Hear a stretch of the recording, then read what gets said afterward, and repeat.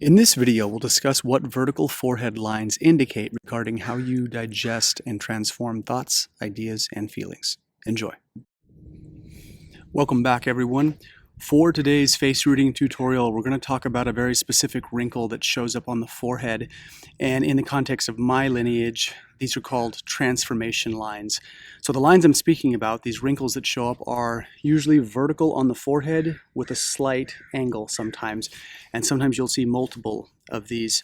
Now, I'm going to preface this by saying that when I was studying with Lillian Bridges, my late teacher, this was one area that I disagreed with her on, and not completely, but we had just a general disagreement about this topic.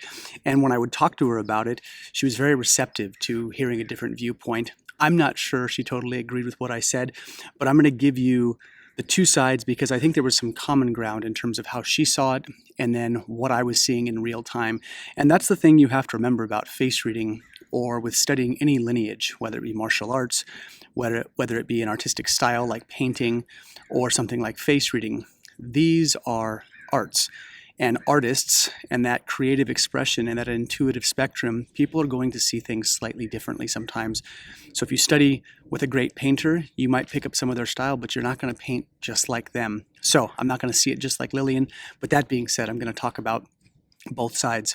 So if you look this up in the book, Lillian's book, Face Reading in Chinese Medicine, these lines are called transformation lines. And so what Lillian's contention was is that people who had gone through a very transformative thing or were digesting a lot in life would get these lines.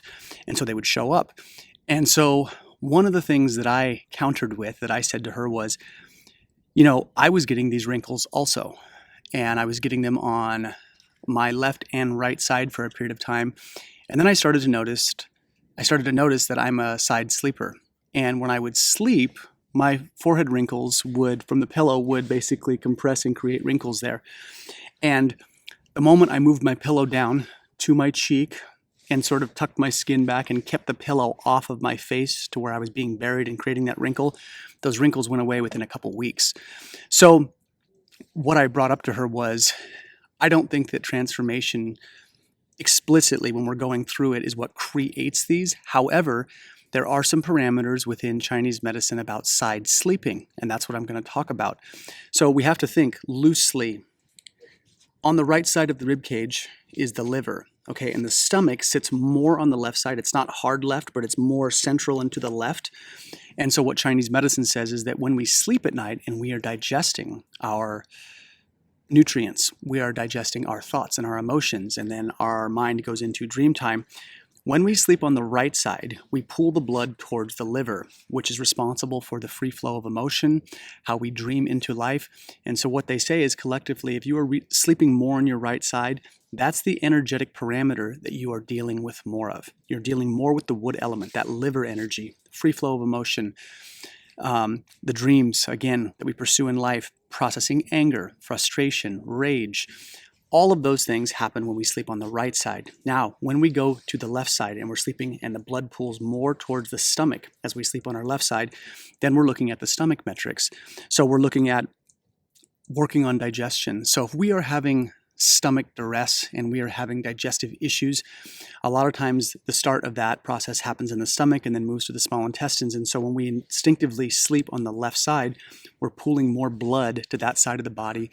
So the body is technically going to digest a bit better or put more allocation of energy into the stomach. So definitely like digestive stuff will happen if we're sleeping on the left side. And then also the digesting of general thoughts and emotions. So all organs do this, but when we think about the stomach doesn't just digest food, it digests ideas. So if we're wrestling or learning new things or really trying to integrate new material, a lot of times we're sleeping on the left side because the stomach is going into overdrive to not to just digest our food and the compounds as we sleep, but also the thoughts and the ideas that we are going through. And so if you are a side sleeper on the left, you're going to get those vertical forehead lines. And if you sleep on the right side, you can get them here. And if you alternate back and forth, you've got some dynamics in both sides of the stomach and the liver going. And in the end, when we are doing that, when we are sleeping, we are trying to transform things. But I think it's more code for how are we digesting? A bit more through the stomach energy on the left side, or a bit more liver energy on the right side. And that's where I think these wrinkles come from. And again, the crossover between what Lillian saw and what I was saying is that ultimately the digestion of things that we go through in life does yield transformation. I just think that the cause sometimes is simpler. It's the physical things that we are doing with our skin. And if you're sleeping on your side, you're going to get wrinkles. So I don't want to discount what Lillian was saying. I think there's a transformative component, but it speaks more to which side are you sleeping on to digest what you're going through. So if you see these wrinkles showing up, I would really check your sleeping patterns first. If you don't want those lines to stay and you don't want them to be ingrained into your face, again, place the pillow at about cheekbone height rather than having the pillow all the way up to the top of the head. And a pillow where your face completely is buried, like if your head sinks into the pillow, the chances of these wrinkles forming are a bit higher. So again, what I did was just bring it down to cheekbone level, and that's where I slept, and my forehead wrinkles went away very quickly. So that being said, the big thing to remember also, outside of all of this stuff of where these wrinkles come from, is that the forehead is indicative of the mechanics of the mind, how the person is operating and how they're thinking. So the thing we also have to think about is that if we are putting unnecessary wrinkles onto the forehead as we sleep, we're also putting little crevices for the chi and the energy to move through. Is this going to deplete life force? Is this going to create severe problems? No, I don't think so.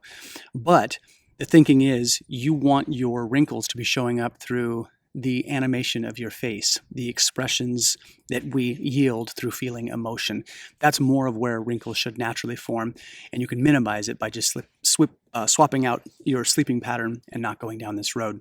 So hopefully that clears up some of the ideas around what they call the transformation lines. And if you guys have any questions, please put them down in the comment section. I'll do my best to answer them. Thanks a bunch.